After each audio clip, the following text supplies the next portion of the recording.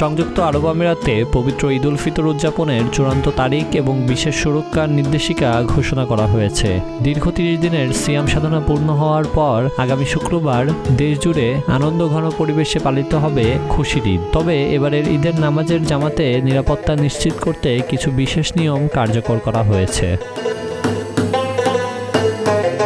মধ্যপ্রাচ্যের অন্যতম দেশ সংযুক্ত আরব আমিরাতের আকাশে শাওয়াল মাসের চাঁদ দেখা যায়নি। ফলে কর্তৃপক্ষ আনুষ্ঠানিকভাবে নিশ্চিত করেছে এবছরের রমজান মাস 30 দিন পূর্ণ হচ্ছে এবং পবিত্র ঈদ উল ফিতর আগামী শুক্রবার উদযাপিত হবে। দীর্ঘ 1 মাস আত্মশুদ্ধি ও ত্যাগের পর উৎসবের এই দিনটির জন্য অধীর আগ্রহে অপেক্ষা করছেন দেশটির নাগরিক ও প্রবাসী বাসিন্দারা। তবে এবারের ঈদ উদযাপনে জননিরাপত্তাকে সর্বোচ্চ অগ্রাধিকার দিয়েছে আমিরাত প্রশাসন।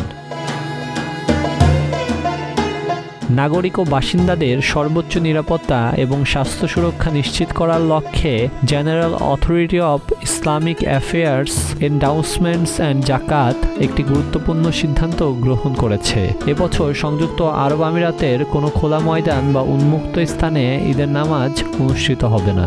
এর পরিবর্তে সারা দেশে বিভিন্ন মসজিদগুলোতে ঈদের জামাত সীমাবদ্ধ রাখার নির্দেশ দেওয়া হয়েছে।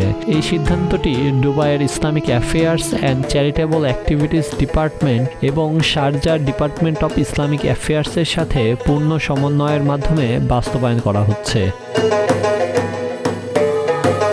কর্তৃপক্ষের পক্ষ থেকে সকল মুসল্লির প্রতি বিশেষ অনুরোধ জানানো হয়েছে যেন তারা সরকার নির্ধারিত স্বাস্থ্যবিধি ও নির্দেশিকাগুলো কঠোরভাবে মেনে চলেন।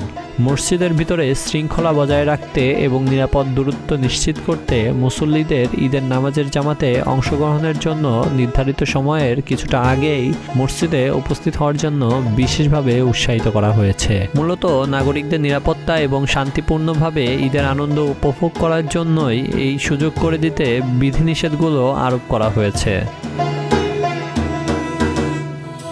সংযুক্ত আরব আমিরাত সরকার সর্বদা তাদের নাগরিকদের নিরাপত্তা নিশ্চিত করতে বিভিন্ন সময়োপযোগী পদক্ষেপ গ্রহণ করে থাকে।